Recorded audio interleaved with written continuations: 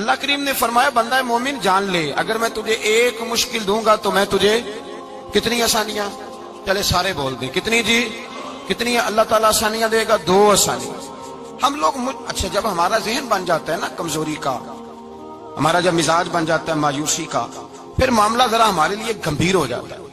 اگر ہم یہ ذہن بنائے نا کہ مشکل میرے اللہ کی طرف سے آئی ہے تو وہ مجھے آسانی بھی ضرور عطا کرے گا، تو پھر اللہ ضرور ہی آسانیاں عطا فرماتا ہے۔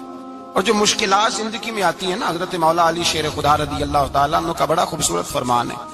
حضرت علی فرماتے ہیں جب تجھے مشکل آتی ہے تو وہ تجھے رب کا پتہ بتانے آتی ہے، وہ تجھے اللہ کا پتہ بتاتی ہے، اس لیے کہ جب تو سارے اسباب کر لیتا ہے، جو ضرورت ہوتی ہے پوری کرتا ہے، تندرست ہو کے وہ کام کرتا ہے، پھر بھی کام نہیں ہوتا، تو اس کا مطلب ہے کرنے والا تو نہیں، کرنے والا کوئی اور ہے، جو کام کرنے والا کوئی اور ہے۔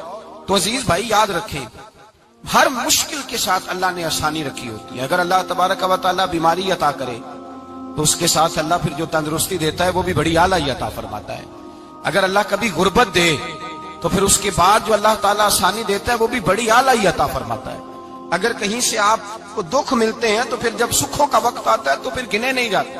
یاد رکھیں مشکلات کے پہلو میں آسانیاں ہوتی ہیں، اور جس آدمی کو مشکل آتی نہیں، میرے نبی کریم سید عالم صلی اللہ علیہ وسلم نے فرمایا مومن کو جو مشکل بھی آتی ہے اللہ اس کی برکت سے اس کے گناہوں کو معاف فرما دیتا ہے، اللہ اس کی برکت سے اس کے گناہوں کو معاف کرتا ہے، یہاں تک کہ حضور نے فرمایا میرے مومن کو کانٹا بھی چبھے تو اللہ تعالیٰ اس کی مشکل کو آسان فرما دیتا ہے۔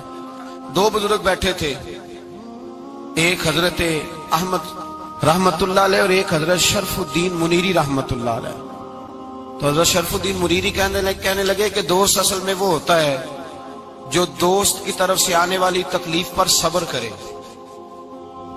جو اللہ کی طرف سے آنے والی تکلیف پہ صبر کرے وہ اللہ کا محبوب ہوتا ہے۔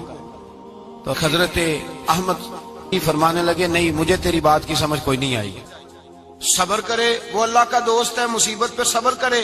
تو کہا جناب پھر اگر نہیں سمجھ آئی تو آپ بتا دیں اللہ کا دوست کون ہے؟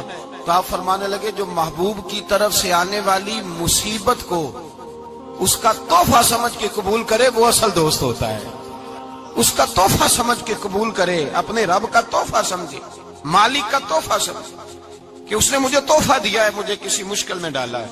تو رب کریم بلا مثال و بلا تشبیہ سمجھانے کے لیے اللہ جب کسی کو مشکل میں ڈالتا ہے، کافروں کو تو اس نے موجیں کرائی ہوئی ہے، بڑی بڑی سہولتیں دی ہوئی ہیں، مشکل میں ڈب بھی ڈالتا ہے، اپنے نیک بندوں کو ڈالتا ہے۔ نمرود اور فرعون کے پیروں میں کانٹا بھی نہیں چبھا۔